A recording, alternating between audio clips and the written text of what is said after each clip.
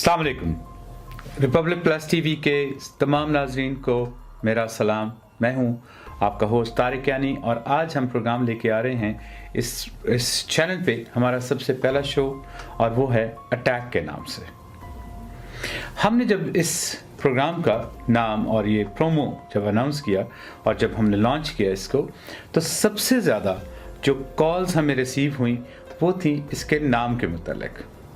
आप सब लोगों ने जानना चाहा कि ये काफ़ी दबंग और ऐसा थोड़ा सा लगता है कि बड़ा कंट्रोवर्शियल सा, और इट साउंड एग्रेसिव।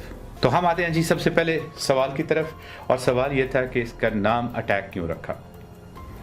जी हाँ, जब कैंसर हो जाता है तो उसकी दवाई एस्प्रिन नहीं होती, उसको एक बड़े ऑपरेशन के ज़रिए ख़त्म किया जा सकता है। और हम इन पे वाकई ही अटैक करेंगे, और अटैक इस तरह का होगा कि जो हम इनकी असल शक्ल, असल चेहरा आपके सामने लेके आएंगे, असल शक्लें हम आपके सामने रखेंगे, और ये अपने मुंह से बोल के आपको बताएंगे कि ये क्या है, ये मगर वन बाय वन। अटैक जब हम इसका नाम सोच रहे थे, जब हम इस टॉपिक को इस टॉपिक को जब सोच रहे थे, तो हमें कोई और नाम काफ़ी सारे थे, जो दोस्तों की तरफ से, कुछ हमारी टीम की तरफ से, मगर सबसे ज़्यादा जिस चीज़ ने कैच किया वो यही था कि हम डिफेंस पे नहीं, हम अटैक पे बिलीव करते हैं।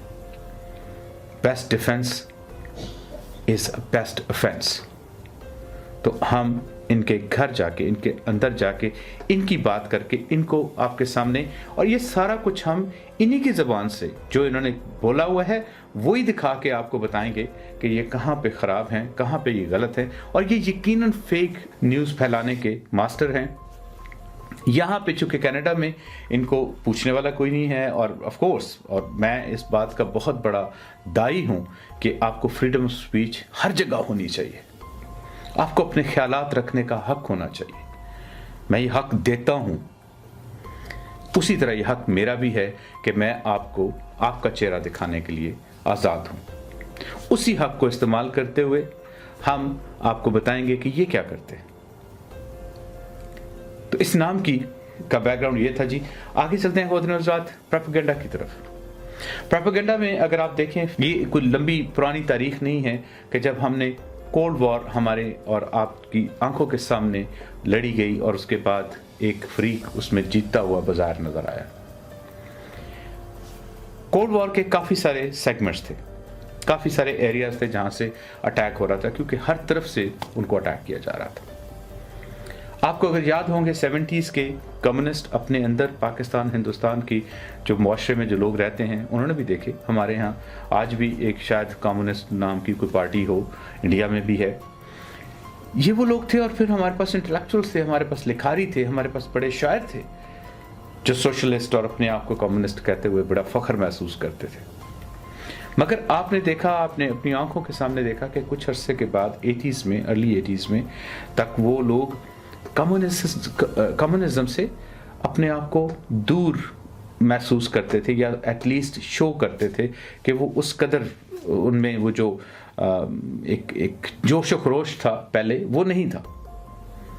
उसकी वजह ये थी कि जहाँ पे कम्युनिज्म के ऊपर उनकी इकॉनमी पे अटैक हो रहा था, वहीं पे उनकी मिलिट्री और जो टेक्नोलॉजी थी उसके बारे में भी एक पूरा ब्लॉक था जो उनकी मुखालफत कर रहा था, उनके अपोजिट जिन्होंने डेवलपमेंट की। और यकीनन बहुत ज़्यादा, बहुत एक्स्ट्राऑर्डिनरी डेवलपमेंट हुई दोनों तरफ से। मगर वेस्ट चूँकि इकॉनमी इसके हाथ में थी और सबसे ज़्यादा रिसोर्सेज इन्होंने उस पर कब्ज़ा था, तो उसके बाद डेवलपमेंट इन्होंने अच्छी तरीके से कर ली, और वो सेक्शन भी, वो एरिया भी इन्होंने जीता। उसके अलावा जो एक एरिया जिस भी आज हम बात करना चाहते हैं, जो हमारा टॉपिक है, वो है प्रोपेगेंडा।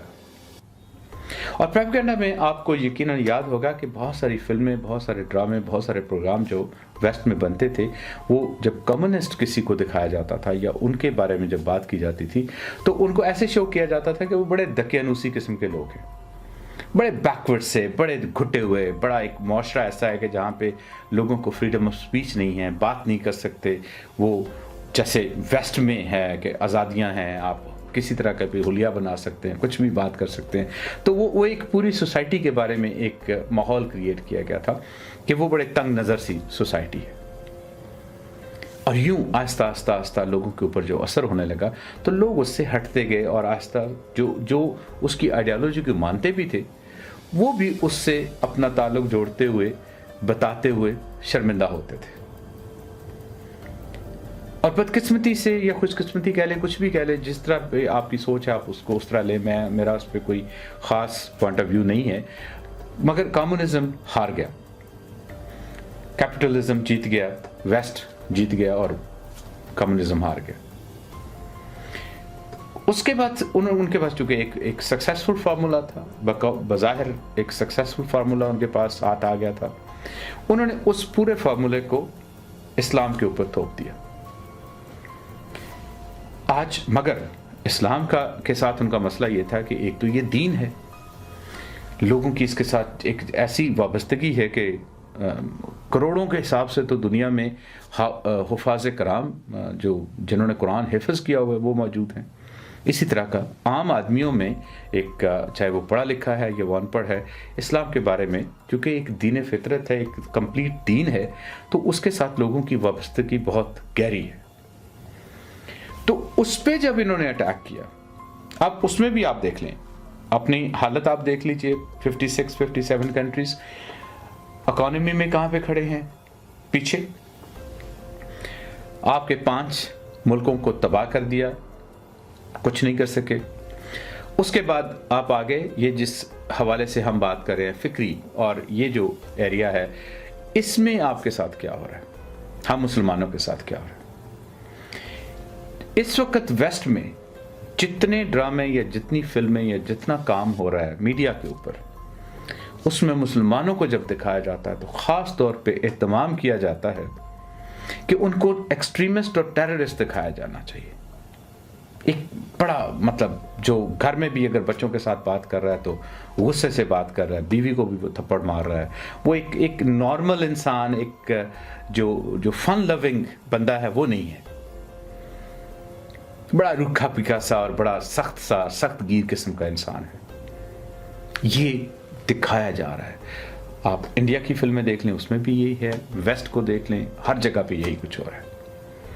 मगर यहाँ चूंकि 1.6 बिलियन मुसलमान हैं दुनिया में, तो उनको काउंटर करना, उनको अटैक करना बहुत मुश्किल इनको लगता था।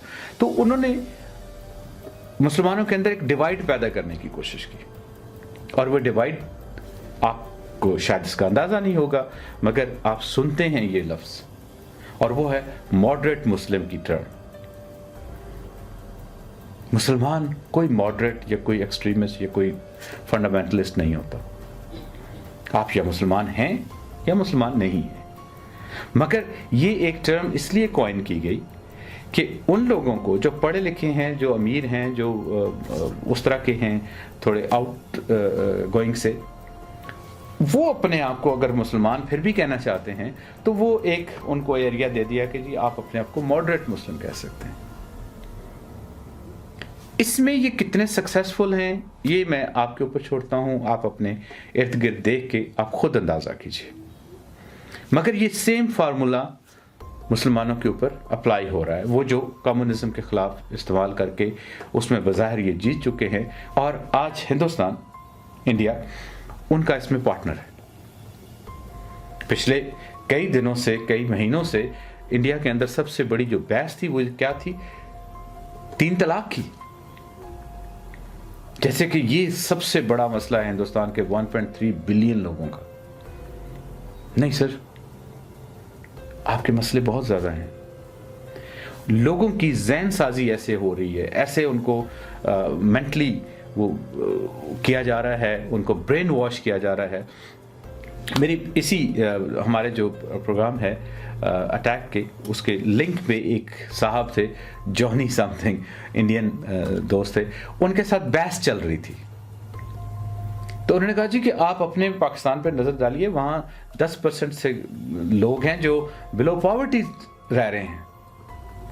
तो जब मैंने उनको इंडियन गवर्नमेंट के अदाद शुमार कोट किए कि जिसमें 68.8% तो खुद वो मान रहे हैं कि बिलो पॉवर्टी लोग ज़िंदा रह रहे हैं, और 68.8% का मतलब 1.3 बिलियन का है, तकरीबन 74 करोड़ लोग, 740 million people are living in poverty, जिनके पास अपना एड्रेस नहीं है, जिनको एक वक्त की कोई चीज़ खाने को मिलती है, खाना नहीं, मील नहीं प्रॉपर, कुछ एक वक्त का खाने को मिलता है। और अगर हम 10 करोड़ जो उनके नंबर हैं पाकिस्तान के हवाले से उसको मान भी लें तो कितना 2 करोड़ बनता है 22 करोड़ में से। सर 2 करोड़ और 74 करोड़ 74 करोड़ 740 मिलियन, और यहां आप 20 मिलियन की बात कर रहे हैं। मगर वो इतने खुश हैं कि पाकिस्तान में तो बहुत ज़्यादा गुर्बत अपनी उनको, क्योंकि मीडिया ने उनको ऐसे कंट्रोल किया हुआ है कि उनको लगता है कि इंडिया तो बहुत राइज कर गया। सर साथ ही एक छोटा सा एक बात कि 1.3 बिलियन लोगों में से दिन में अगर नॉर्मल जो मौतें होती हैं, जो डेथ्स होती हैं, वो कम से कम 10 से 20, 25,000, 30,000 होती हैं, और 99% वो लोग हैं ख्वातीन और हज़रात जिनके पास उनको जलाने के लिए लकड़ी नहीं होती कंप्लीट। कुछ लकड़ियां जला के आधी लाश पानी में और छोटी सी खाक पानी में डाल दी जाती है।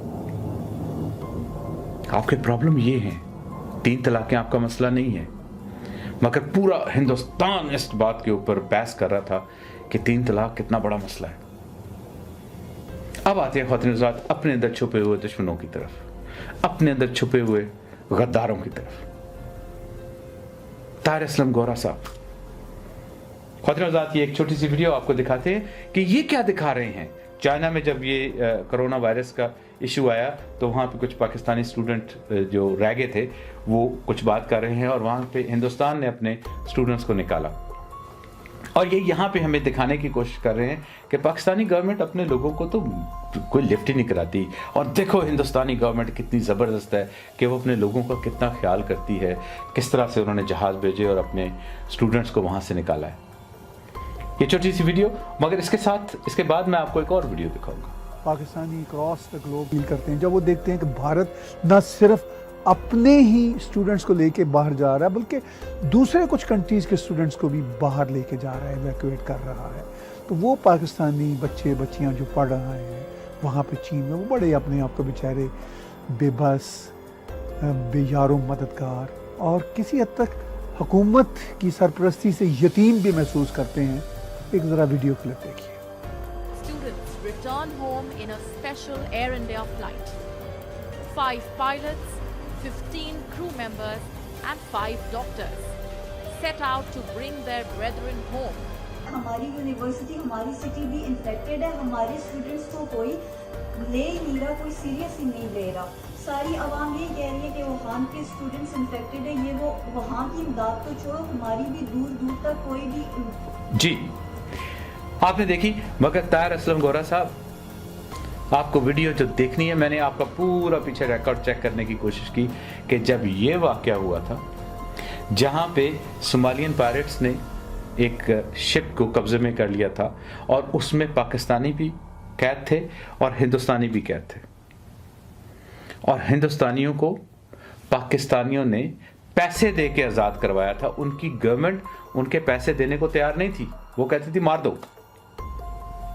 पाकिस्तान उनको आज़ाद करा के लाया था। ख्वातीन छोटी सी वीडियो उसके बारे में, और ये देखिए पाकिस्तान ये है। ताहिर असलम गोरा साहब आपकी ज़ुबान पे तो छाले हैं, आपको तो कभी नज़र नहीं आएगा, ना ही आपकी आंखों से कभी नज़र आएगा। आपको वो नज़र आ गया, वहाँ तो हिंदुस्तान को चाहिए था ना। अगर बहुत प्यार है, बहुत इंसानी हमदर्दी थी, चाइना से हम अपने स्टूडेंट्स को लेके आए हैं, हमने उनकी ज़्यादा केयर की है। बहरहाल आपको नज़र नहीं आता क्योंकि आपको नज़र आएगा नहीं, जितनी पैसों की गठियाँ आपको सामने होती हैं ना, उससे वो नज़र नहीं आएगा। और वो कहाँ से आती हैं इसका फ़ैसला आप खुद बताएंगे हमें, आपकी ज़ुबान से हम आपको करवाएंगे। तो खुद छोटी सी वीडियो जहाँ पे पाकिस्तानियों ने पैसे दे के पायरेट से हिंदुस्तानियों को छुड़ा के लाए थे। बहुत कुछ बोलेंगे, बस ऐसे कोई शब्द नहीं है जो मैं आपको एक्सप्लेन कर सकूं। दोस्तों के साथ यहाँ तशरीफ लाए रहा हुए और आज अपने वतन के लिए रवाना। चौहान प्रशांत। मैं गवर्नर साहब जी को धन्यवाद देना चाहती हूँ जिन्होंने हमारे लिए इतना सब किया। वर्नी साहब जी को, अगर मैं आज अपने हस्बैंड के साथ हूँ तो सिर्फ इनकी बदौलत हूँ। अगर ये लोग सामने ना आते तो आज भरना शायद मैं उनके साथ ना होती। Thank you.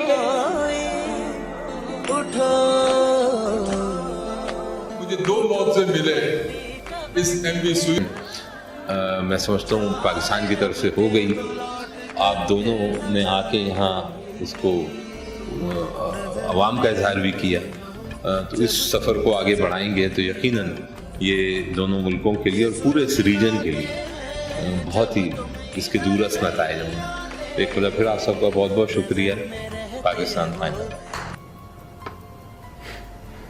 जी ताहिर असलम गौरा साहब, गेट रेडी, बहुत कुछ लेके आएंगे हम आपके लिए, आपके सामने, आपके चेहरे पे, आपके फेस के ऊपर दिखाएंगे कि आप क्या समझते हैं। अब आते हैं सर बड़े शैतान की तरफ, और वो है तारक फतेह।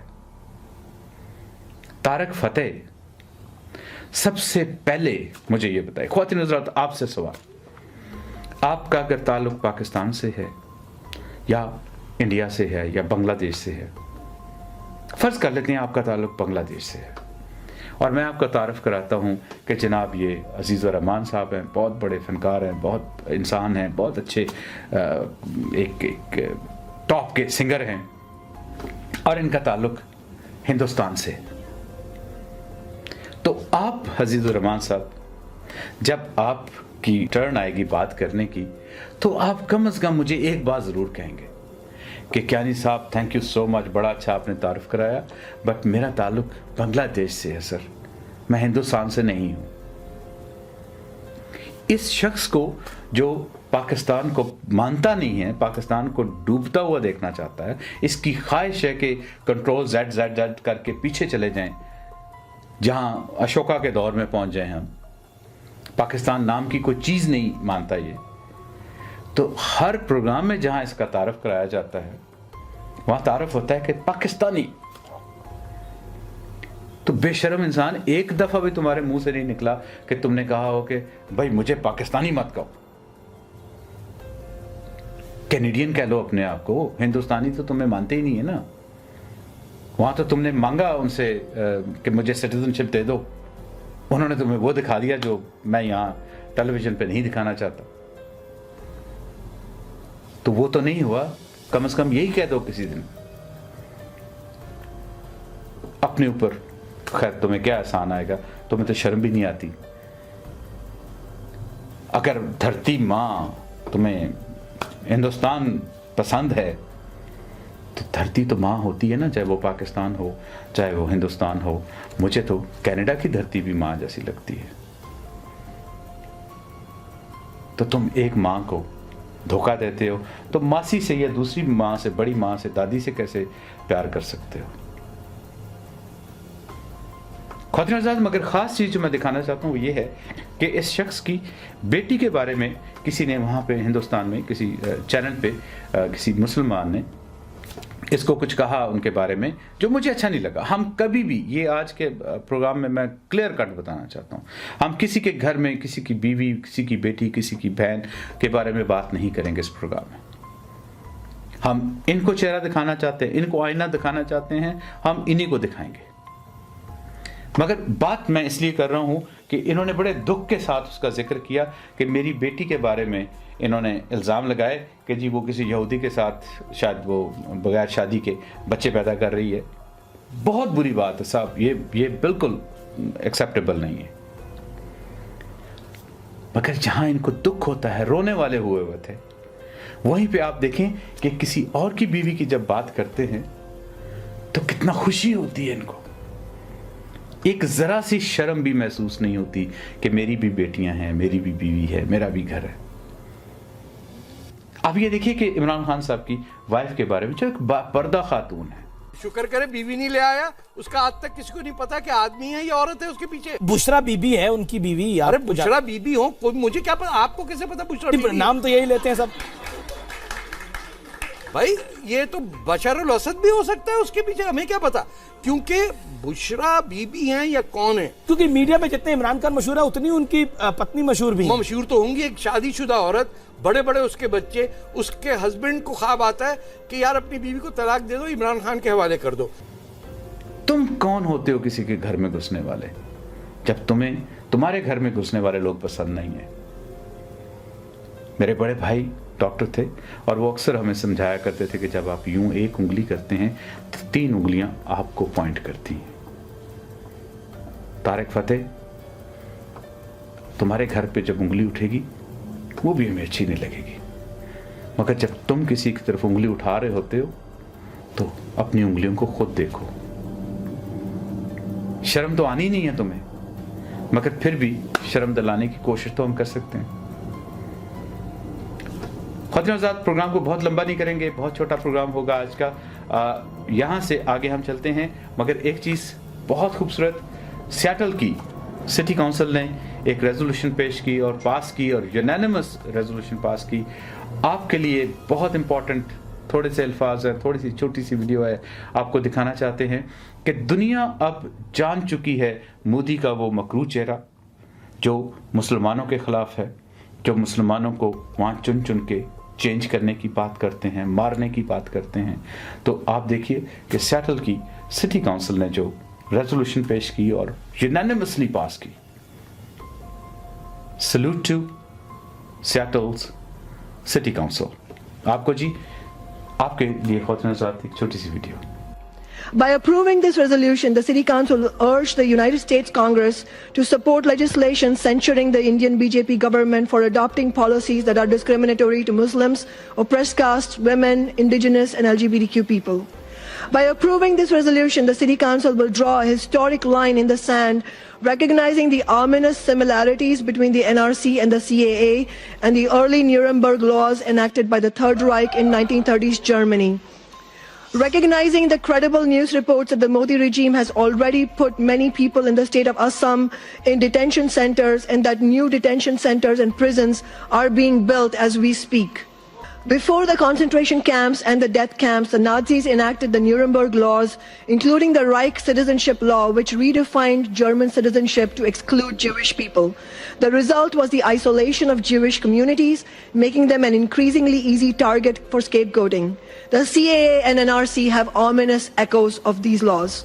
On the other hand, if the City Council does not approve this resolution, it will send a chilling message that for elected officials like us, taking a stand against dangerous policies that have outlines in them of past horrors only comes when it is convenient and when there is no political courage involved. I sincerely look forward to each one of us up here on the dais taking the morally correct action today by voting yes. It is ironic for the Modi regime that while they are attempting a deeply divisive tactic, it has ended up unifying Indians and Indian immigrants in a way that I haven't seen in my own lifetime. All of those in favor of adoption of the resolution as amended, please vote aye. Aye. Aye.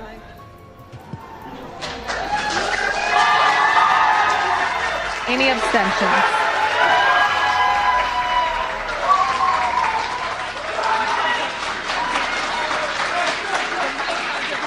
Clerk, I saw no abstentions and no opposition. There was 5 votes in favor. The motion carries. The resolution as adopted and as amended is adopted, and the chair will sign it.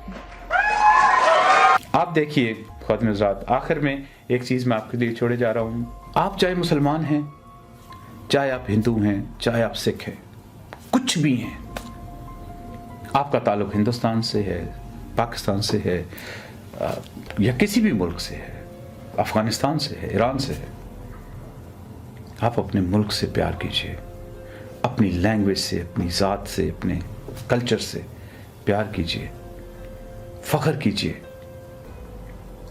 आपको दिखाते हैं एक police chief जिनका ताल्लुक़ back Turkey से है, मगर America में वो जब वोट टेकिंग कर रहे हैं तो आखिर में इस वीडियो के साथ आपको छोड़े जा रहे हैं, और ये आपको याद कराएगी कि आप जो भी हैं अपने ऊपर फ़ख्र रखिए, अपने कल्चर पे, अपनी ज़ुबान पे, अपने आप पे, अपने लोगों पे, अपने नाम पे।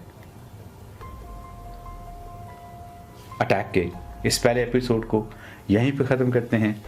आपसे मुलाकात अगले सैटरडे को फिर होगी। तब तक के लिए खुदा हाफिज़।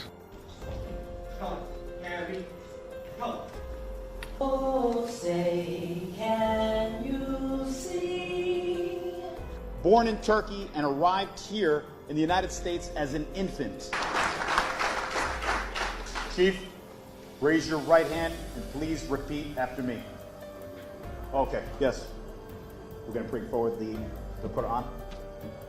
And we'll have his family come forward, please. I state your name. I, Ibrahim Michael Bekora, Do solemnly swear solemnly swear that I will faithfully, that I will faithfully, impartially, and justly and justly perform all the duties perform all the duties of the office of of the office of Police Chief Police Chief for the City of Patterson for the City of Patterson for the term prescribed by law, the term prescribed by law, according to the under the authority of the people. under the authority of the people, So help me God. so help me God. Congratulations, Chief.